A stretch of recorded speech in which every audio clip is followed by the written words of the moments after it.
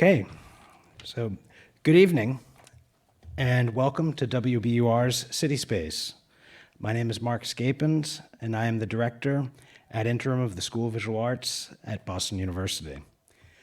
We are incredibly fortunate to be gathered this evening on this stage and in this space, which I quote, is the embodiment of WBUR's mission to inform, challenge, and enrich human experience.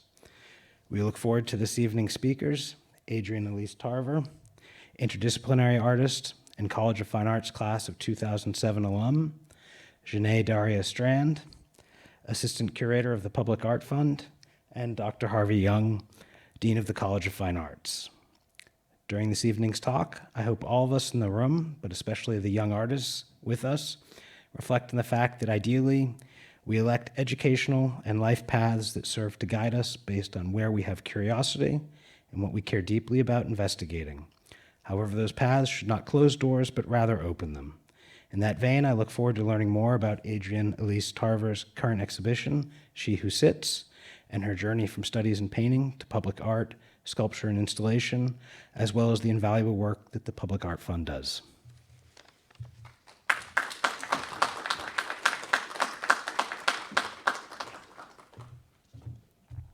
Thank you, Mark. And good evening, everyone. I am Jenée-Daria Strand, the Assistant Curator at Public Art Fund. I'm delighted to welcome you to the first ever programmatic collaboration between Boston University, Public Art Fund, and CitySpace. Public Art Fund was founded almost 50 years ago by Doris Seed Friedman, New York City's first ever Director of Cultural Affairs. Since the organization's inception, we have presented over 500 exhibitions and artist projects for free throughout New York City and beyond. Tonight, we have the pleasure of witnessing Adrienne Elise Tarver in conversation with Dr. Harvey Young on the occasion of Adrienne's exhibition, She Who Sits, which is on view across 300 JCDecaux bus shelters, in New York City, Chicago, and here in Boston. We would like to extend our thanks to JCDecaux, our ongoing site partner, who not only builds the street furniture that shelters us while in transit, but also for the bus shelters, becomes an exhibition space and international site for exhibiting artworks. Thanks especially to Stacy McKenna, the team at the College of Fine Arts at Boston University, and the CitySpace team for your support and collaboration in realizing tonight's event. In many ways, tonight is full circle. In 2007, Adrienne graduated from Boston University with a BFA from the College of Fine Arts. In 2023, she received the Distinguished Alumni Award presented to her by Dr. Harvey Young. In 2020, Adrienne was one of 50 artists in Public Art Fund's exhibition titled Art on the Grid, presented along JCDecaux bus shelters. And this year, I had the pleasure of curating her solo exhibition, She Who Sits. Tonight, Adrienne Elise Tarver and Dr. Harvey Young will discuss the 6 new works created for the exhibition and its relation to Dr. Young's 2010 book, Embodying Black Experience, Stillness, Critical Memory, and the Black Body. On to speaker bios. Adrienne Elise Tarver is an interdisciplinary artist based in Brooklyn, New York, with a practice that spans painting, sculpture, installation, photography, textiles, and video. Her work addresses the complexity and invisibility of Black female identity, including the history within domestic spaces, the fantasy of the tropical seductress, and the archetype of the all-knowing spiritual matriarch. She has exhibited nationally and abroad, including solo shows at the Aldridge Museum of Contemporary Art in Connecticut, the Academy Art Museum in Maryland, Atlanta Contemporary in Atlanta, Georgia, amongst many others. She received her MFA from the School of the Art Institute of Chicago and BFA from Boston University. Dr. Harvey Young is a cultural historian and arts advocate. He serves as the Dean of the College of Fine Arts at Boston University, where he's also the Professor of English with tenure and Professor of Theater Arts.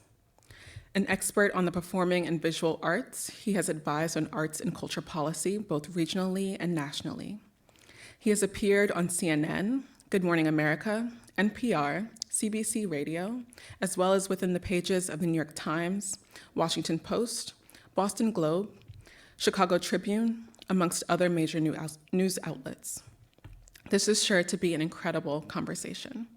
The talk will last approximately 40 minutes, followed by a Q&A. And without further ado, please applause for Adrienne Elise Tarver and Dr. Harvey Young.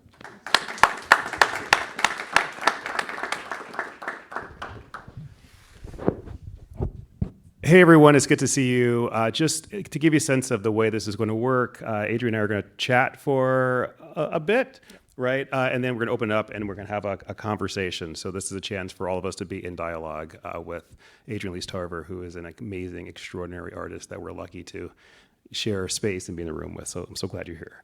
Thank you. Thanks for having me. And then a shout out to everybody. Jenée over there as well, who like as a force of a curator and is the person who made this whole thing happen. And it's her vision and her work that is making an impression upon the lives of people across Boston, New York, Chicago, and it's an ongoing work, right? So I just want to acknowledge and a round of applause for Jenée for extraordinary work. So Adrienne's going to guide us through She Who Sits, right? And take it away. Yeah, so we'll start just sort of, there are 6 pieces that are part of the exhibition. They're commissioned through Public Art Fund. So when Jenée and I did a studio visit and she approached me about doing this project, the conversation was not, what do you have to put in these spaces? It was to conceive of work for these spaces. So we have now that it's done, the work in situ, and so I'll also just show the individual works and the work in situ. So the exhibition's called She Who Sits. The sort of general idea is the Black woman seated, and the idea came from the understanding that this was an exhibition in public space and just thinking through the idea of a bus stop and a place to sit. I was looking at J.C. Decoe's website, and they talk about sort of the invention of the bus shelter and this space for people to rest while they wait for the bus. And taking the bus is such a democratic experience.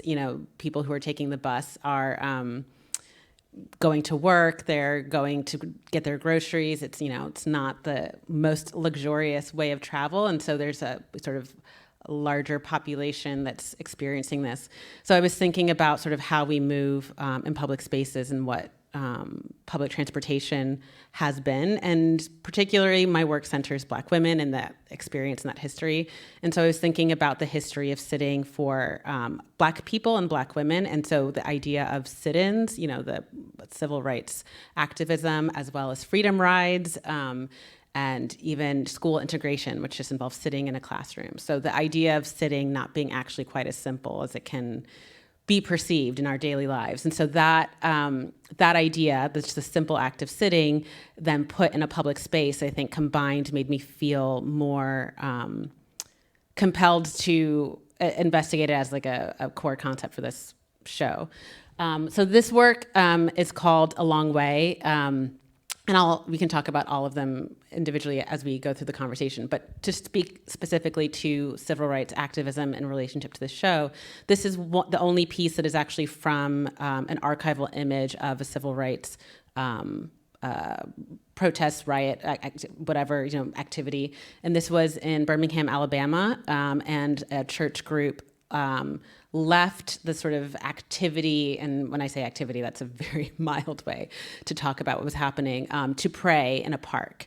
So, outside of this scene, people were being sprayed with hoses, and it was a, traumatic and violent scene outside of this. So this moment of sitting as a peaceful protest to the violence happening.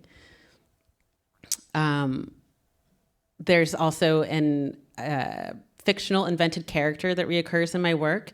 I've called her Vera Otis. I've worked with this character for about 10 years. She moves often around this house, which I've also constructed physically, actually as a miniature model years ago, and I've done photographs and video around it, but she kind of reoccurs in this space in the paintings as well.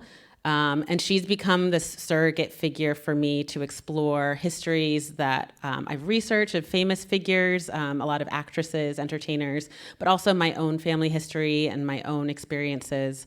I sometimes describe her as everyone and no one. She doesn't necessarily have to look exactly the same in every image, and depending on sort of the reference or inspiration for an image, she might kind of start to look like different figures that might be familiar. And so these ones that I'm just moving through now, between here and there, the last one was with expectation. Most of these are oil on canvas. The very first one I showed was ink on paper, and then the one that was like all mostly yellow was oil on paper. And then this one is of my mother, as you see at the cookout, Mom, who passed last year, and this was the first painting I made after she passed.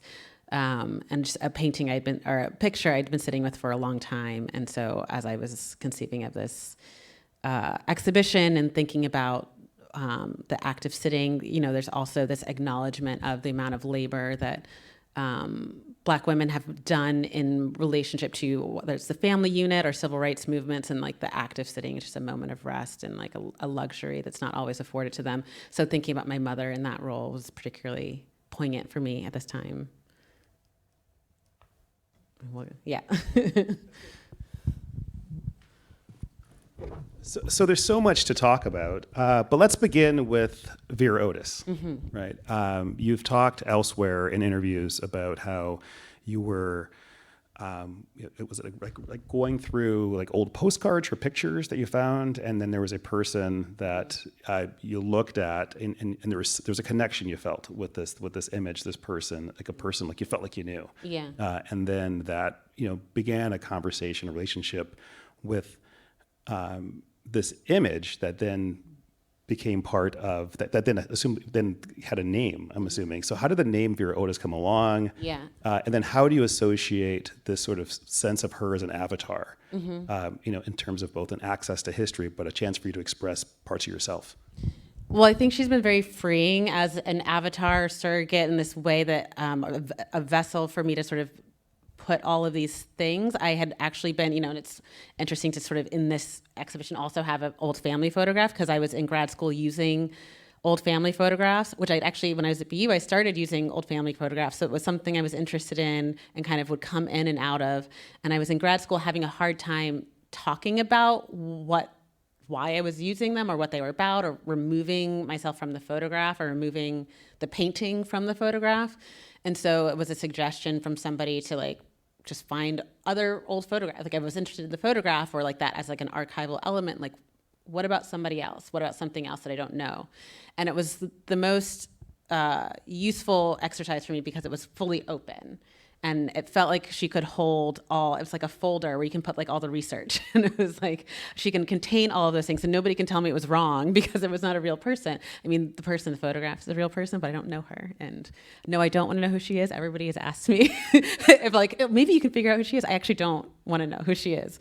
There's nothing identifying in the photograph on the back of it, or like in the original photo, there's a photograph that I saw and was like, oh, this person feels like I could be related to her.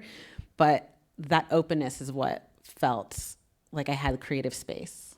And what or who has she become for you over the years? I think the funny thing is like she is not in all the work all the time. She comes in and out of the work. She is sometimes very explicitly in the work, and sometimes I will see something and be like, oh, that's Vera Otis, in this way where she's kind of like living around me and kind of like pops up. So she's just kind of become a companion where like if there's something I'm thinking about or interested in, like she becomes the conduit that like that can exit through or come through. But sometimes she's not needed explicitly. And there's a lot of work where I kind of go towards maybe more mythological or symbolic figures, and I don't think she's completely disappeared in those, but she's not explicitly there. Now, in terms of thinking about the fact that you're centering Black women in the series in particular, in your work often, but particularly in the series, and you've talked about the importance of acknowledging the fact that there's, the phrase you've used is that there's power in invisibility, right? The fact that oftentimes, and you mentioned it a bit as well, right, in terms of the whether one is sort of serving or assisting, helping out, one can be overlooked, right? And this is a chance to actually acknowledge the strength, the role, the advocacy of Black women in history in different moments in the family, in the civil rights movement, and more. And just thinking about this in terms of what you've done is you've created, well, I don't want to give you a sense of how I'm reading it, but you've created an opportunity for Black women to be highly visible across 3 significant cities, with Black populations as well, right? So how do you think about that sense of the increased visibility, perhaps, that you've enabled or allowed because of your work? I mean, it's a good question because I'm a little conflicted about it. And I felt this not just in this show and this work. This one is maybe the most extreme because it is super public, but I felt that in other work, especially, the next slide that I kind of showed, but was these photos of these daguerreotypes that you speak about in your book. But I had previously used a photograph of 3 women who were in a human zoo, and they're not positive photos, but I made a painting of these 3 women because it reminded me of the sort of history of the 3 graces, which is a theme that's been painted throughout history since like ancient, mythological women figures, and these women were posed in a sort of ethnographic study, but in this way that evoked the 3 graces to me, and I painted them sort of to elevate them into that conversation in art history, but was very conflicted the whole time I was doing it. And part of it was that visibility, because the moment that they were photographed was not their choice to be visible, and to sort of expand that visibility was I felt very conflicted, but I still felt very compelled to paint it. And they were life-size. It was an 8-foot painting. The women were life-size, and there was a hope that there was sort of a returning of humanity or a different narrative to that moment for them. And so I think there is power in visibility, and I think that's been a consequence, like finding that power has been a consequence of like not having the agency to have a different circumstance. And so part of it is like reimagining a different circumstance, and that I don't want to exploit any more than people have been exploited. But I do want to return agency or, ability to be seen, because the invisibility is only a power because you don't have the other option. I think, I still feel conflicted even as I talk about it. Yeah, I mean, I've just been thinking, and many of us have seen your work along Commonwealth Avenue here, and these images here are from Boston in particular, right? And there's several that are like literally like across the street, like diagonally across the street or just down the road. And I was thinking just how powerful and impactful it has been for me personally to spend the last 2 months now, a month and a half. Yeah, August, September. Yeah. Sort of walking up and down Commonwealth Avenue, and remembering that there's like 30,000 members of the Boston University community who are impacted and impressed upon every single day, multiple times a day, seeing your work. And then also being mindful of the fact that, and we talked about this at dinner, that we have a new president, Melissa Gilliam, who is the first woman, the first African-American president of Boston University. And if anyone looked at and saw the inauguration ceremony, the inaugural ceremony consists that the moment of the inauguration in which one becomes president is an act of sitting. And to sort of have your work kind of precede her inauguration, have the inauguration happen, to be reminded of the inauguration through that work, and to really get a sense of how there is power in that, in that moment, in that seat, in that presence. Yeah. I just find really powerful. It's been so impactful. I mean, it's really cool to I'm glad you gave us that tidbit during dinner, because I think it's really, one, that she's the president right now is a really cool experience to sort of know that's happening here. But the idea of sitting being that moment, like we were saying, it also connects to this. While it hasn't necessarily been sort of the forefront of conversation that we're talking about with this work, it's also an art historical trope that the seated figure, which is generally like a throne or to show status, and it's the wealthy and it's the powerful, and it's not the quiet moment in your living room, and it's not the woman who is not at the center of the conversation. And so there are all of these different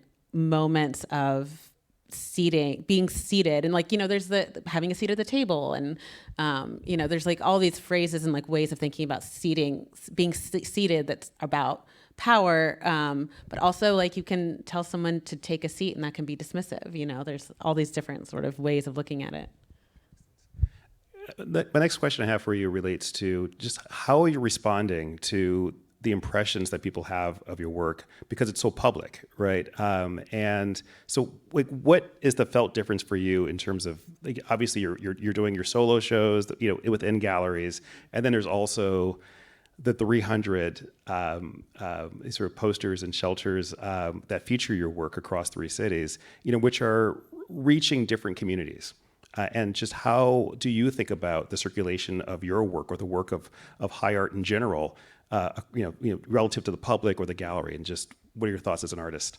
I mean, I think it's hard to have any full sense of impact, just especially like I'm seeing them, like I don't get to see everybody's interactions with them. Like there's a couple that are near where I live that I get to see pretty much on a daily basis. And I'm always checking to see if anybody's looking at them. I think when Jenée and I talked about this when we, while we were working on it, but also like after we were doing kind of like the interview for the video about this of like, in some sense, it's the success of it, where it's like when you have work in a gallery, the success is like based on reviews and sales and all these other sort of external factors that are about that system.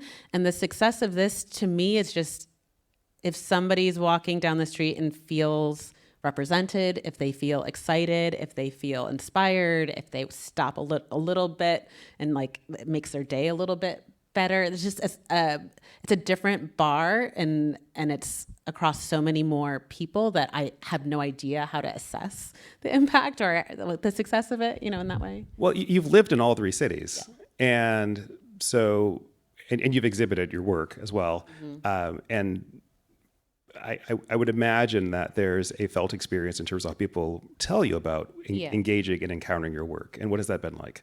Yeah, I mean, it's always very moving. I don't think anybody gets tired of hearing people say that their work has positively impacted them.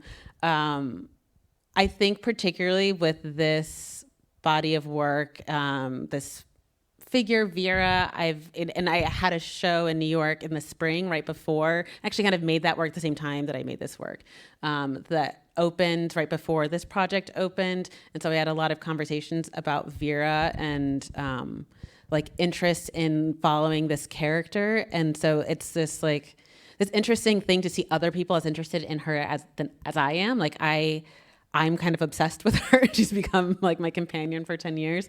And to find that other people are also intrigued has been, incredible. I actually don't know how to quantify or feel. I don't actually know. You just kind of hope that people are feeling positive about it. And And at some point, I'm going to ask you when we kind of go into the more general conversation to get a sense of what the response has been, because the work of the Public Art Fund is so impactful and important, and it reaches people who everyone needs to be touched and impacted by the arts, right? And that is what you're doing day in, day out. So you were initially going to be interested in architecture, right? And then you went a different way. I went a different way. Can you talk about that process and why you did that? It's funny you remember that. Yeah. I still love architecture. So the project of Vera started with building her house as a miniature. And in the process of that, many people were like, have you ever thought about architecture? I was like, yes, can you tell? And it's and I don't have images in this slideshow, but if you go to my website, you can see them. It's a very detailed scale model of a house. And there's a deep research component to my work. Everything I do is informed by like a lot of like reading and looking at different things. So her house is not, so this is a good image for her house, like these chairs. There's the Noguchi coffee table. Like I was looking at ideas of modernism in architecture and sort of ideal ways to live in the spaces that we live, and this idea of like aspirational spaces and our ability and sometimes inability to live up to the aspirations that we sort of set for ourselves and the spaces we inhabit. And so a lot of the elements of her house were based on the case study houses, which were from like 1945 to like the 1960s. It was a program to build, for architects to build their sort of like ideal modernist houses that were supposed to be sort of not the most luxurious houses necessarily. They were supposed to be for the population to be able to look at these case studies and build them. But now they're kind of associated with like movie stars because they're all in LA and these like beautiful landscapes, like the like Stall House, these like beautiful like cantilevered houses over like the landscape. So we have a sort of a luxurious association with them, but like the conversation around the architecture was about like the simplicity of like a beautiful space for everybody to be able to live in. And so like that has informed the conversation around who she is in the space she's choosing to inhabit and our expectation of her in that space. Like, are we expecting to see that figure as the owner of that space, or who do we expect her to be in that space? Is she, I could go on a long tangent on architecture. Well, and just to follow that thread a bit more, like how conscious are you of that figure being misread in a way that you don't want them to be misread? Well, it's kind of in some ways the point, especially when you go back to the early work about her house. And because you didn't see her in the house, you saw shadows of her. You never saw the figure explicitly. And there were clues in the house. I'm trying to think if I think this might be the closest one to give you elements of the house. That's when you also see a bit of the house. But so in the photographs of the miniature, there's like elements that she might have gathered from her travels, or sort of like design elements of, and like these are all sort of my imagination of like what she's curating of her life, and like understanding like our spaces as being these like aspirational kind of exhibitions of who we are.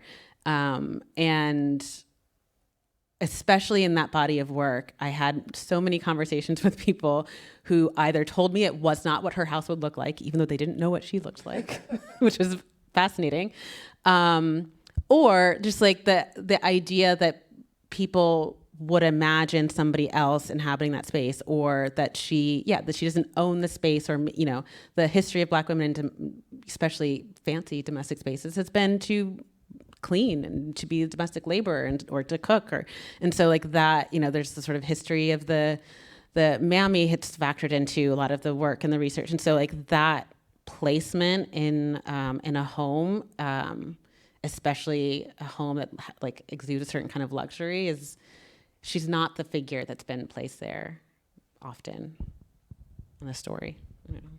And can you talk a bit about your use of color across the series in particular? I'm noticing like the yellow, it's just like, like, so as you're constructing the scene, what are the choices you're making and what's the story behind that? Yeah, this work, I've always liked color, but I think in this work I really was wanting them to have a sort of emotional resonance with color. Sometimes it's a little uneasy, or like, they're very bright. They're kind of underpaintings that are very bright that's coming through on them.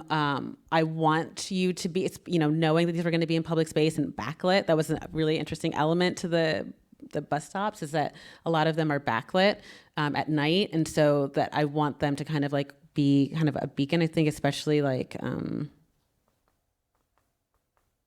this one, knowing that she's backlit, she's the only one that kind of has the underpainting of yellow, and like wanting to, in a public space, direct your eye quickly, or to like pull your eye quickly, and have we were talking at dinner, like an onion and like the layers of the onion, and peeling apart the like first layers, that's like the attraction, and color really pulls us, and then wanting you to maybe ask a little bit more like what it is, who is that, where are they, and then maybe you look at the title, and then maybe you learn more about the show.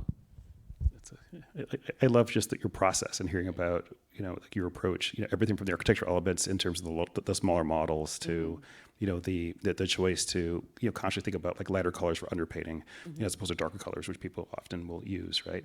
And you can sort of see how it plays out, and also thinking about sort of the deliberateness in terms of thinking about how a person's going to access your work in a variety of settings, so that in that sense of going back to visibility versus invisibility, sort of really make a conscious, concerted effort to create visibility. Yeah, super visible. Especially in this one, she was like a background, like the main figure in this photograph, and this is not a photograph unique to me. Like other people have seen, like this is a photograph that's been seen, but the main figure is kind of to the left of this figure, and it's a preacher, and it's like kind of like, he's preaching, his face is like very, contorted. So like he's the if you're just glancing at that photograph, he's the person you're focused on. And so for me to draw attention, I mean, it's kind of like, it's an easy solution. You draw attention by color. And so like I'm pulling her out by centering her physically in the composition, but also with the color. And that just felt, the way to kind of, in, again, public space, to like very clearly draw your attention to this figure. And there's also a political critique there too, right? To say that within the context of the civil rights movement, within the context of the Black church as well, the pillar, the structure, the spine has been Black women, right? But often the focus and the attention is given to Black men, right? Exactly. So this ability to shift that, shift the perspective, to frame the perspective, and direct the look is really powerful and impactful. Now, in addition to this style of work as well, you've done a lot of work in terms of the area of the tropics, right? Which has a different style, different feel to it, and you've talked about how there is within the Black community a mythology and a fascination with the tropics and the Caribbean as a welcoming home, even as a myth, perhaps, right? Can you talk a bit more about that in terms of what does the tropics and the Caribbean in particular have as this sort of not necessarily aspirational, but I was just going to say aspirational. I think it relates to sort of like the aspirational space, and that like that's kind of one of the connecting threads is like. And aspirational kind of depends on whose story we're talking about and because I think about it in relationship to this idea of origin stories. And I think for Black Americans, there's many of us who the origin story kind of ends very like abruptly without sort of connection to a place that actually feels maybe where we want to call home, or and so there's this imagination that at least I grew up, and my family history follows very much American history, like the Great Migration and like slavery. Like my last name is Tarver. There's a Tarversville, Georgia, and a Tarver, Georgia. And if you're talking about Georgia, you're probably talking about plantations. And I found that plantation. There's all like my family follows that history, so it ends at a place where it's very unsatisfying. And so to imagine think about Paradise and Eden, like these origins of like beauty and lush and just generative spaces of like growth, like that conceptually as well as just physically. There's a reason why travel ads are the way they are and talk about these like lush tropical spaces, because that like it does something to your imagination to feel like you're in this kind of like generative, beautiful space. And so that idea has been really interesting to me as one having no direct documented history to one of those spaces, but having sort of clear connections through the African diaspora and understanding the history of like where the ancestry would have like gone through or come through, like there's lots of different like threads there that I find really interesting. And I think they end up being aspirational because like once you remove the specific experience, and that's why I mean it depends who it is, because plenty of friends who are from the Caribbean or family in the Caribbean like know that the real histories and the real experiences are not idealized as the ads and things. So it's the aspiration comes from the removal and the like desire to find that beautiful origin story. And along the lines of origin stories, you've done, you alluded to this already, you've done some work in terms of, the story of your name and diving into the archives, right? And discovering images, representations, documentation rather, of the Tarver plantation. And you've said elsewhere that, and I love it, you said that, there is this kind of renewed interest in plantation cultures, right? And the line that I love that you've said, that I want to quote here is to say that it's benefited from good PR, for the plantations in terms of tourism. And if you could talk a bit about that work you've done and how you've used your lens, your eye, your artistry to engage that aspect of a history that is still at a distance because of what we don't know. Yeah, I mean, it's really odd because there's this like element of connection and disgust and like kind of together, and it's specifically for Georgia. Like I lived in Georgia from my childhood, from age 3 to 10. So it's not just this space of removal. Also, my dad's family, it's not just like our last names from there, but like my dad's grandfather, my dad's father grew up there. We would visit my great grandmother in the sort of suburbs, like southern part of Atlanta until she died at 108. You know, like there was like the long history there, and I have affinity for this space and the landscape of this space. And my childhood, I remember going on like field trips to plantations, you know, and that was a normal thing. And there wasn't, you know, the conversations were very different around like what those spaces were. The conversations and the tours were not necessarily talking about enslaved people or the histories. And so like I've had this like kind of romantic vision of these spaces in one kind of version, and this other understanding of these histories, and then the connection to understanding like my own family history and understanding exactly sort of the location of those histories. Yeah, I think there's so much. I mean, sorry, like my brain's going to a few different directions, because like the one is like the aspirational space comes back to mind as well, because I think in some ways that like the history of aspirational spaces, when I'm thinking about something like the Vera Otis home, there's also like, I think the idea of aspirational space also comes from like the big house in the plantation, right? There's like, and one of the things I found in the research of the Tarver plantation was the historical registry application for it, and there are 20 photographs and like a long sort of like description of exactly like what was planted and how many acres and who owned it and how many enslaved people were. There's a whole description of it. And in the photographs, the most interesting thing to me, and this is like hundreds of acres, so it's like even if I were to go visit, it's private property, I couldn't like go see the house. It's like deep into the landscape. But in the photographs, I get to go inside the house, and it's a privileged space that even you know, my ancestors, and you know, there's a whole hierarchy that like potentially wouldn't be able to go inside that house. I could not go inside that house right now, but there's this like privileged position, and that it's like forefronts this idea of like the aspiration of that space. Like, what is aspirational space when you consider the plantation house, you know? And so, yeah. Sorry, I don't know how articulate the ending of that is, but those are all the thoughts that kind of go through my head. No, when thinking about all these things. It's pretty deep, because it's like there's a familial history to it, Yeah. but also there's a denial of access. Yeah. Right. You know, so what does it mean to be able to, you know, literally kind of think about sort of combing back through the history and going back to the home you can trace, and the home you can trace is one you can have access to. Your ancestors couldn't go into, you know, or if they could have access to those homes, there was just a site of extreme violence, right? And I think that's the hard part about the sort of recovery of this history, because there's a lot of pain, there's a lot of suffering in the effort to try to find a past, right?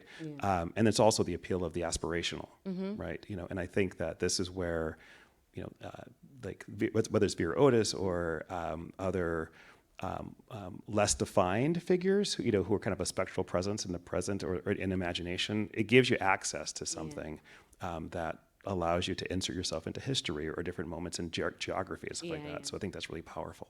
And I think, you know, started thinking about now like that the plantation house in relationship to these like ideas of aspiration, like it's the hierarchy that was set up between enslaved people on plantations, and like there's a hierarchy of like being in the house and being in the field and all these elements, and it kind of starts, it's like the groundwork for the unsatisfying aspirations that we might sort of like try to achieve now, like to try to get the dream home, like the American dream, the dream home, like those things start at a certain place, and sort of it kind of calls all that back up to think about, like to look at those photos, but to like think about the experience. And you know, the homes that enslaved people would have lived in are all destroyed because they weren't made to be very you know, what's the word I'm looking for? I was going to say stable. I mean, they were impermanent. Yeah, right? impermanent spaces. Yeah, those are all, you know, rubble, and not, you know, to excavate them, like they find like, they might find like small fragments of pottery, but they're not finding structures. But these estates still exist. And so like there's this permanence to this aspiration that kind of has permeated culture, our culture. And especially when we realize those estates were often built by the slaves themselves, right? Exactly. You know, and their homes, you know, were not allowed to. They were not allowed to have materials that could remain. Exactly. Yeah. We're going to transition in like 3 minutes to just having a conversation and questions. So the last question I'm going to ask you is, what were like one or two sort of pivot points in your life that sort of shifted your career trajectory, and excited your interest in painting? Oh, well, so I've had a couple major losses in my life. Right before I went to college, my brother passed away.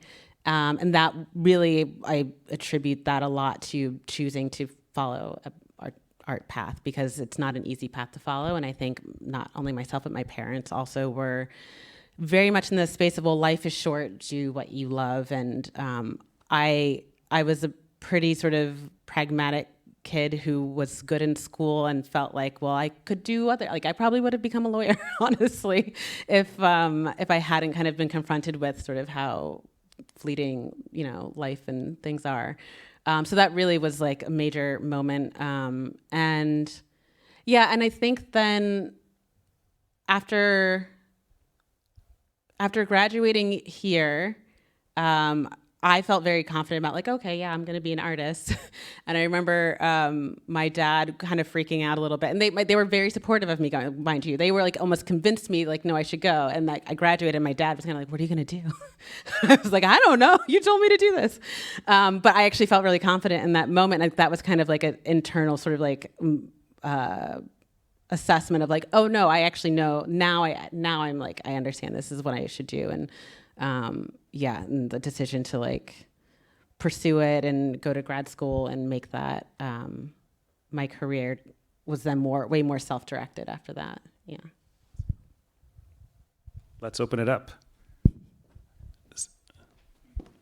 So Stacy has a microphone, so please use that because we are recording this. And as you are thinking about your question / comment / expression of joy, I want to pass the mic over here to Jenée to tell us a bit more about the reception of this really important series.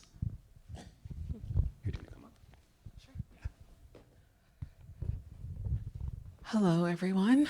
The reception has been incredible, I'll just say first. It's been amazing to see folks who are also in the art world, in the art sphere, and who are familiar with your work be able to recognize your work without having to enter into a threshold of any sort, right? There's no institution or building or environment that you have to enter into to experience your work. And it's been amazing for folks who are familiar with your just artistic language to be able to recognize it immediately. And I've also seen via social media on our Public Art Fund Instagram, my own Instagram, on your Instagram, folks just sharing it widely and really being excited by the color, the subject matter, the ways that we're able to translate an exhibition really into the public sphere. So it's been amazing.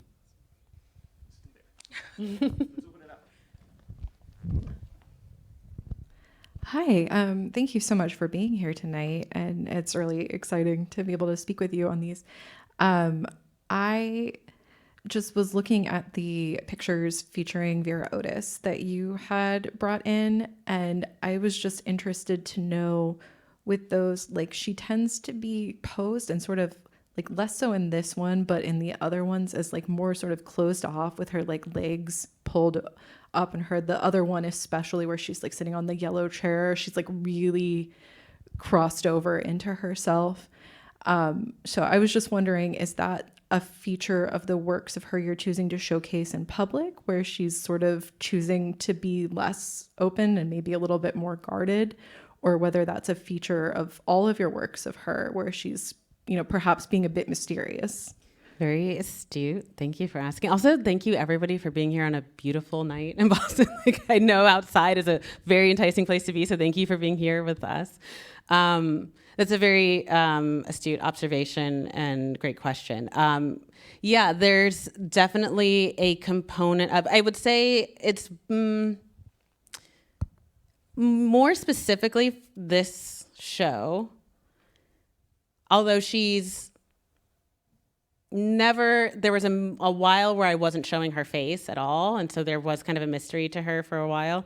But for this show in particular, thinking about the sort of super public space that she's shown in, and the conscious decision to show these private moments in private space, that she is not performing for us. And we didn't get into, I know Harvey was trying to avoid talking about his work too much, but one of the things I really connected with in his book, Embodying Black Experience, okay, get that right, great, is that there's this conversation sort of about the Black body and performativity, and that I didn't want her to perform for the public. I'm putting her in a very public space. So in this sort of like conversation we were having before about like the invisibility and visibility of her, I also wanted us to be actively as a viewer aware of our viewership, that we are actually intruding on a private space. And so she's not smiling in any of them. I think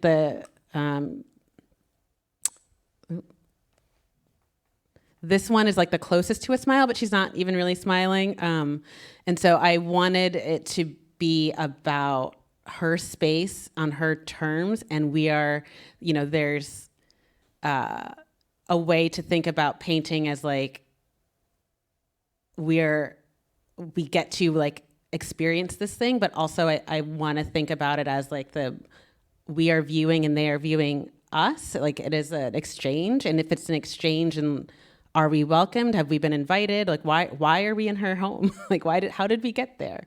Is she excited to see us, and does she have to be? And especially in the larger story of Vera Otis, as I've imagined it, and is maybe less explicit, or it may be more explicit as like the work goes on, is that she's an entertainer, she's an actress. I've done a lot of research about actors and actresses, particularly like the early to mid 20th century. So that's informed a lot of it. And so I think a lot about her very public life as a performer, as an actress, and her private space.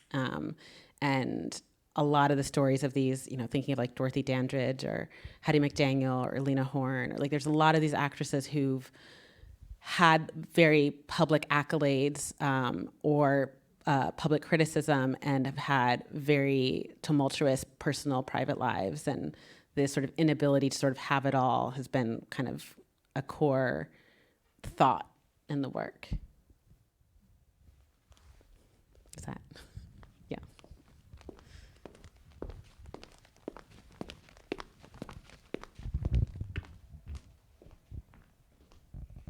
Better be a good question, right? I perceive her hands and arms to be disproportionately large, or at least very powerful. Can you comment on that? In this painting in particular? And the one in the round chair. In that one? Yeah. I think there's points at which it's like I serving the painting more than the proportion, If it works, I think it works.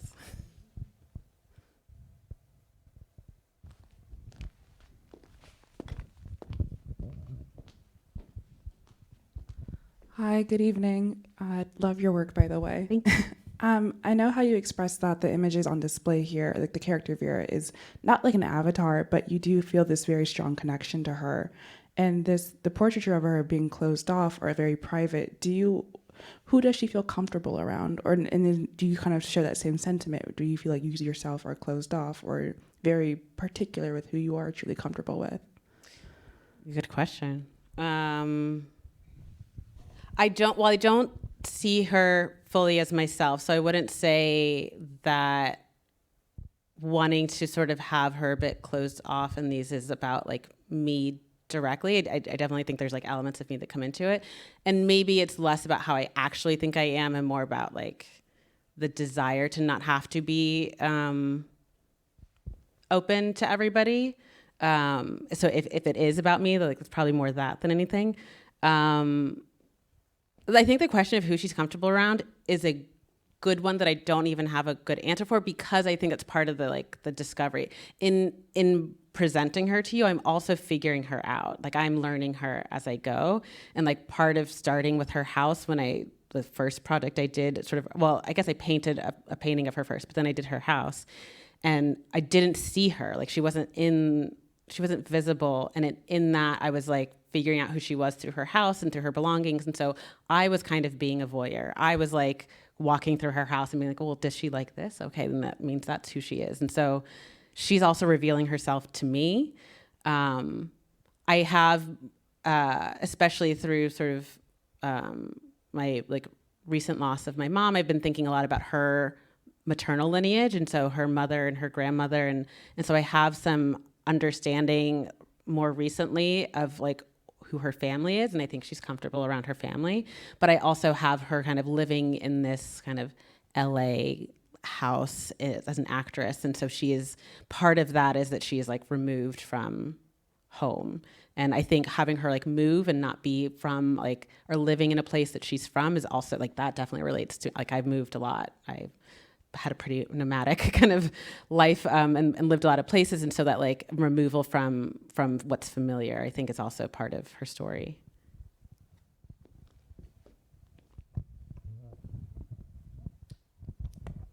Hi, I'm Ford, CFA grad. I met you. Yes, actually. I remember we met. Good to see you. Nice to see you too. Thank you.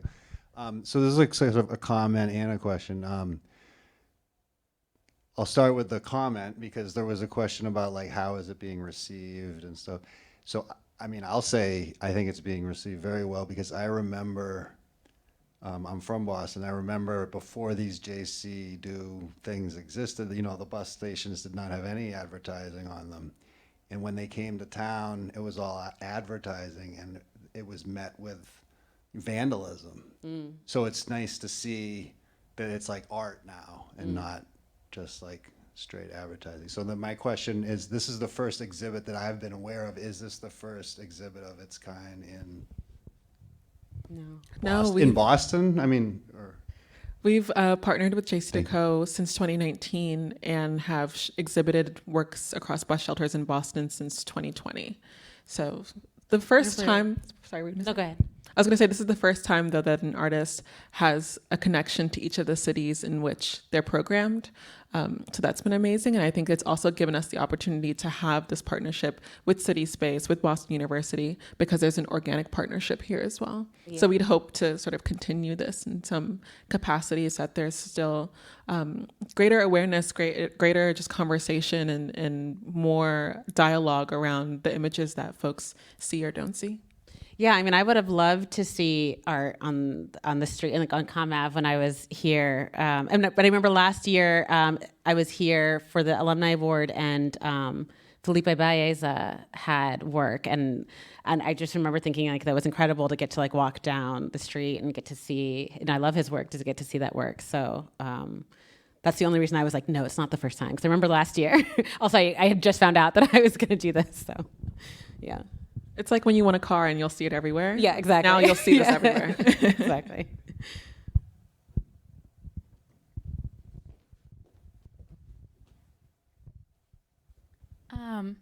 I'm a painting MFA student down the street, and I do pass them every morning, and I'm like, yes, okay, gonna go to the studio. This is exciting. But I was resonating with what you were saying about moving through the use of family photographs and having to renegotiate your relationship with them. And I guess I'm curious about Vera Otis, as like how having this companion in your practice has been helpful in like unsticking or like moving through different stages in your career and your practice. Yeah. Also, as you were asking that question, it reminded me I didn't answer Harvey's question about her name. Her name, Vera means truth in Latin, and so but it's not a true story. So like that was why her name's Vera. Well, and I guess that's the core of it. It's not true. Nobody can tell me it's true or false, or nobody can tell me what the right story is, which helped. I think one of the hardest things for me about making work from family photographs, there were two things. One, I still talk to students about. I teach, now, and I talk to students about the photograph and like, and sort of like being too beholden to the photograph instead of the painting, and let the painting be the painting. And so like that was one of the things, because I had a hard time sort of like breaking out of the frame of that photograph, because the photograph had such a like symbolic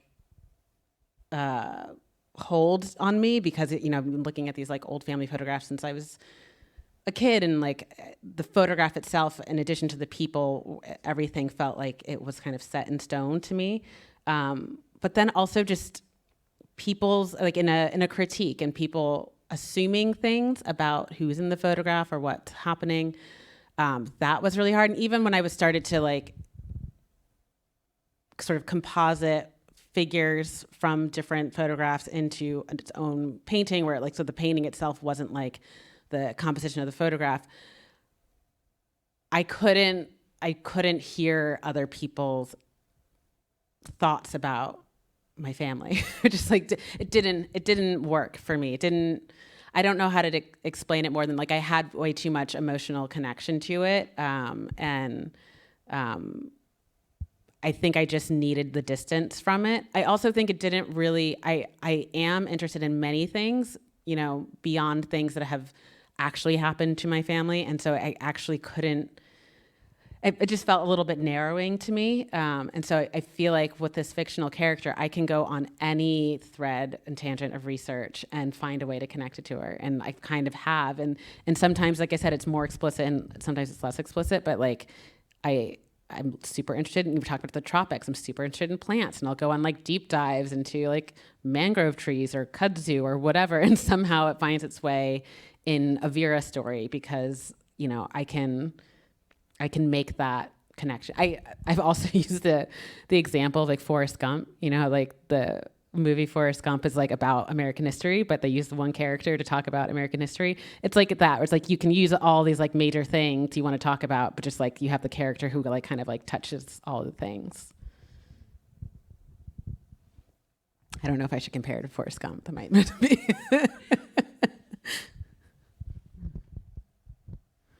Hi, I'm hoping that you'll talk a little bit about the color in your paintings, because these are not the colors of family photographs, and they're not the colors of naturalistic painting, and they're positively electrified.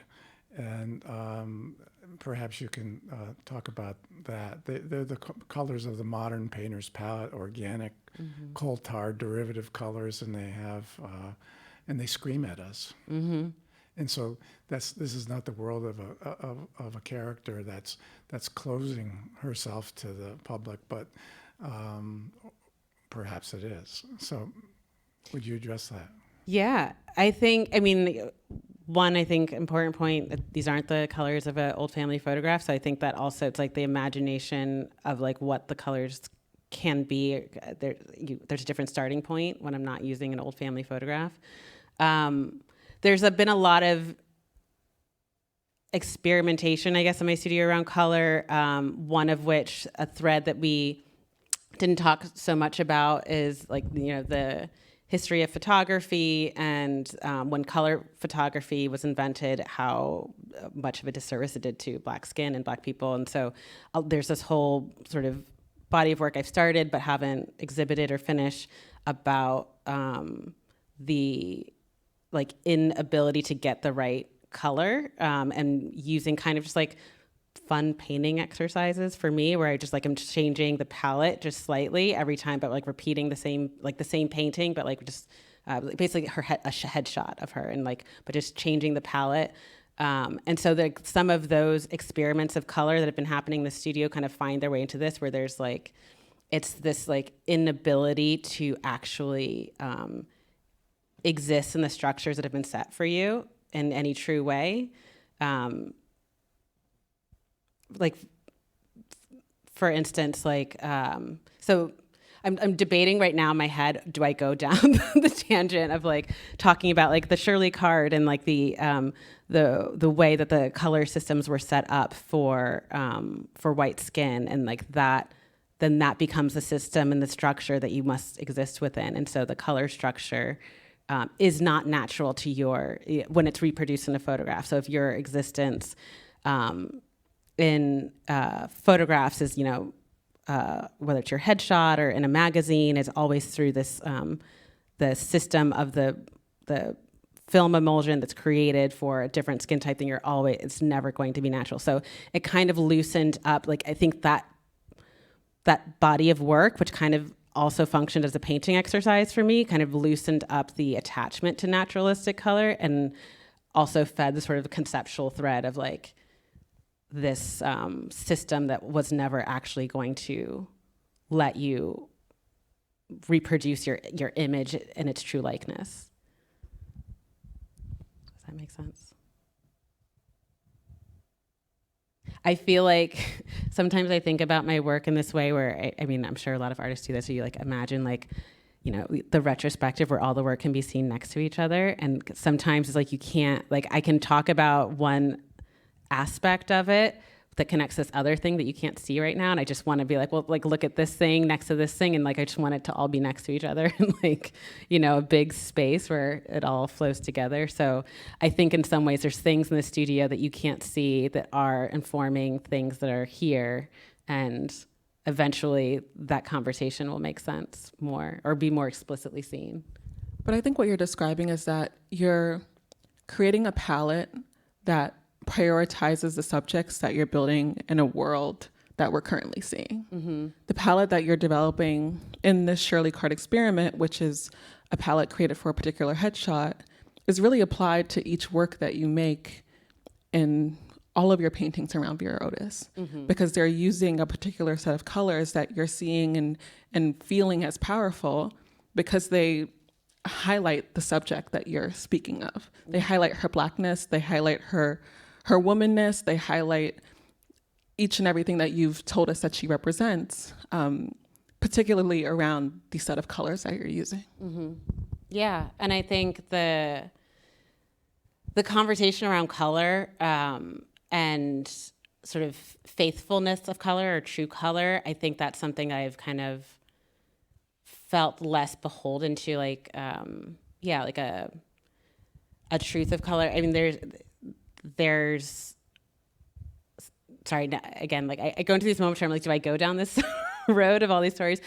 So one of the conversations like we had about this one, she's very yellow for a reason. Also, there's a whole conversation around color in Black culture of like different red bone, high yellow. There's like all these terms around it. So in this one, I was particularly thinking about that term high yellow and thinking about these like actresses who had sort of expectations of lightness of skin color and the idea of being in the sun being like making you darker. But there's like all of these things that like I don't necessarily need or talk about or have to talk about or like need it to be part of the conversation every single time, but they do inform the color. It does inform the choice. Like this painting stayed very yellow for a reason.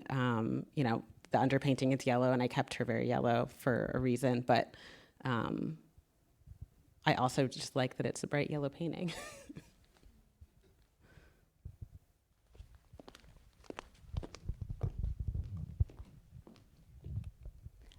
Thank you for being here. I love your art. I just had one question in regards to site specificity. Do you believe that your art would have been perceived differently had it been placed in a less public space, such as a museum?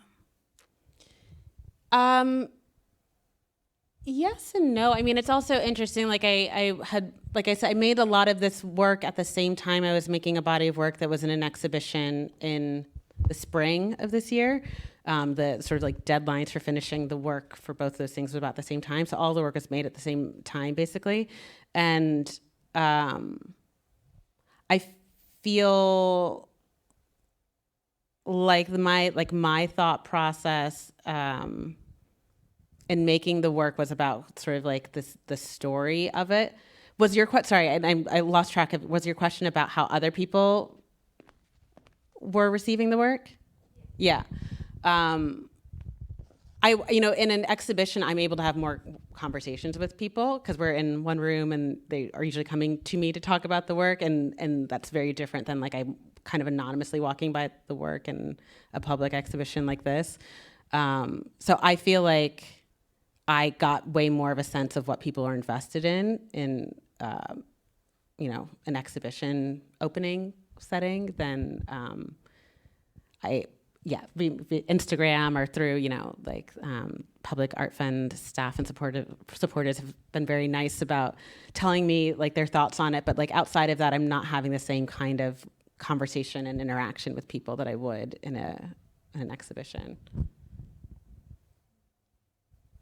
I think both the beauty and challenge of public art is that it's not centralized, particularly in an exhibition like this, right? There's 300 of them across New York City, Boston, and Chicago, and so we can't all be there simultaneously.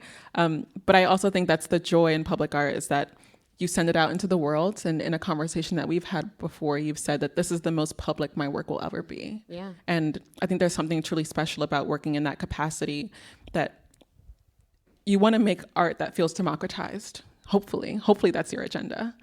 You want to make art that feels like there's not one person or one building that owns it, quote unquote, but that there's a communal ownership and enjoyment and an approach to how we're seeing the exhibition. Yeah. And so I hope folks are receiving that as the work is on view. Yeah, and that's the beauty and the challenge is that like more people see it, you have less direct response from people, but also I don't necessarily need everybody to tell me. as long as I feel like good about it in the world, I guess, you know. I have. Oh. Hello. Hey, it's me again. So the reason why I sat here is because I really want to see the two of you in conversation in many ways. And if you could talk a bit about your collaboration in terms of the process of connecting the timeline that resulted in She Who Sits. So it's pretty organic. We were sat across from each other at a gala that Public Art Fund has annually. And we were conversing about the various places that you've lived. We were conversing about work that you had donated for our auction. And then I reached out for a studio visit, and we had a conversation there about the works that you were making in progress while I was there. And yeah, we spoke briefly about the bus shelter exhibition and sort of like what a proposal might look like then. I feel like I sort of like tossed you the ball and said, think about this. Totally thing. not expecting that either, because I was like, well, yeah. And I remember we were at the dinner, and you were pretty new to Public Art Fund at the time. Yeah. And so I was just like, oh, well, she's this like very interesting new curator, and just like enjoyed the conversation. So I was excited to have you to the studio, but it was very much like,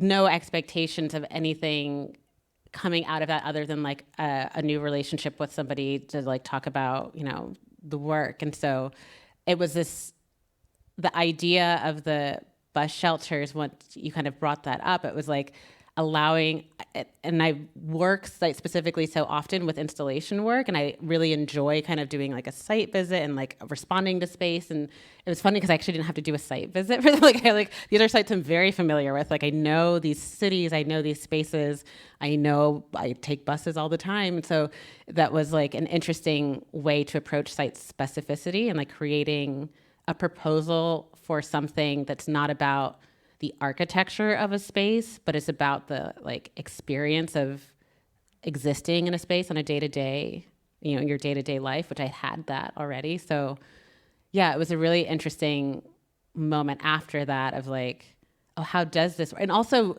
to have a public art proposal that doesn't require you to translate your work into a new material. Because that's the other thing, like I've done MTA proposals, like you have to think about like, well, how will that work in metal or ceramic or, like all these different like translations of something you're doing. And this was just making paintings that then get translated into photographs onto the bus stops. Exactly. And this was our first time doing a bus shelter exhibition of all paintings. We typically, or in the past, the curators who have selected artists for bus shelter exhibitions, they've been photographs and photographic artists. And I've been a super fan of Adrienne from afar for a very long time.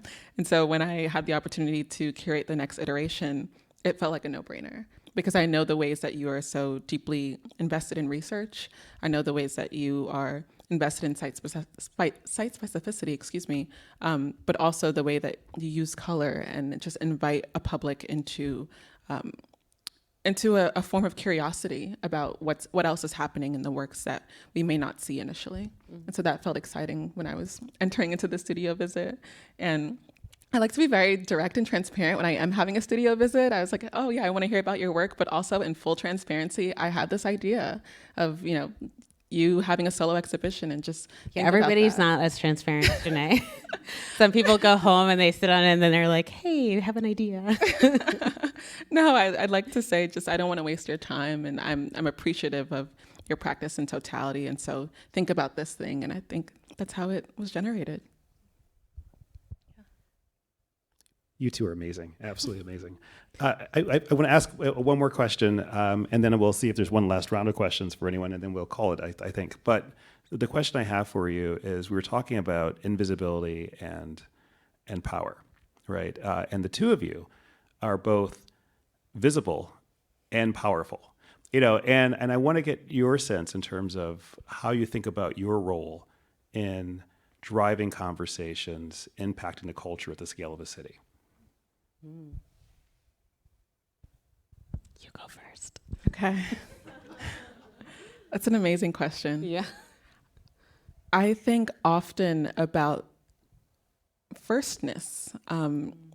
I was at the Brooklyn Museum for 4 years in a curatorial role prior to this, and was the first Black person to hold my position as curatorial assistant and then curatorial associate. And walking into Public Art Fund in 2022, I then became the first Black curator to work at Public Art Fund. And so I think about invisibility, impact, possibility in precisely that realm, that if someone who looks like me has never been in a room like that, in an institution like that, then what possibilities and considerations have been left out of the conversation in its almost 50-year history? On that note, I also think about the possibility with artists and just the ways that ideas can be generated by a new inkling of what if. What if we tried this? What if it was this way? What if this was the next thing that we did, and why not? Why can't that happen? And so that's how I feel like I approach it. What about you? So good. I think my first thought was the classroom. I teach now, and I think, to all the teachers in the room, it's a powerful position to lead a classroom, and I feel that kind of impact or pressure, I think, every day, and I think about that in terms of the example I am setting, but also just like the examples I bring to the room, and I think I have a harder time conceiving of it in terms of like my work being in the world because I don't know. I think everybody has like, you have to do your own sort of like mental gymnastics to see yourself outside of yourself in that way. But in the classroom, it's way more direct. And I've also just had the conversation with students who haven't felt represented to, be excited to have a Black female professor, and that, like, not even realizing sometimes that, like, oh, right, maybe I don't think I'm the only one in the department anymore at Pratt, but like, recognizing like, oh, there's a responsibility here to just continue to be here and do that work. It seems small, but sometimes you recognize it's not small to somebody. Yeah. Any questions? Thank you. Hi. I'm Deidre. I'm a BU student. I'm in comm, so I'm in the journalism program on the other side. I don't know if it's necessarily a question, but I really just want to say I love your work, and I really appreciate it, especially this one. I want to say A Long Way Home, or A Long Way. A Long Way, I'm sorry. It just really stuck out to me, seeing it outside in the world. Just it reminded me of myself in church. It was like, even though she's a older woman, it's just like, sometimes it's just one of those days at BU where, like, being like one of the few Black students there, and not having a sense of community, being away from home. It's just like, I'm in the church that I'm in, that I go to here, and it's like, I felt like that woman. Certainly, I didn't know the background of the civil rights and everything, but I was like, I've definitely felt like that. Like, God, like, help! I'm tired. So just seeing like your work around Commonwealth is just kind of a reminder of like, you can do it, and like, you belong here in Boston. So thank you. Thank you. I mean, and honestly, that was, I was saying, like, if one person feels that way, so you made it successful. If one person feels that way, that makes it a success to me.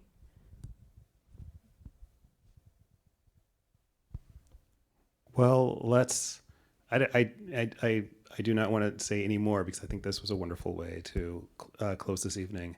A round of applause for Jenée and Adrienne. A round of applause for Harvey. And truly, thank you, everybody, for showing up. I know we get so protective of our time, so I really don't take it for granted that you showed up to hear us speak. All right, we're good.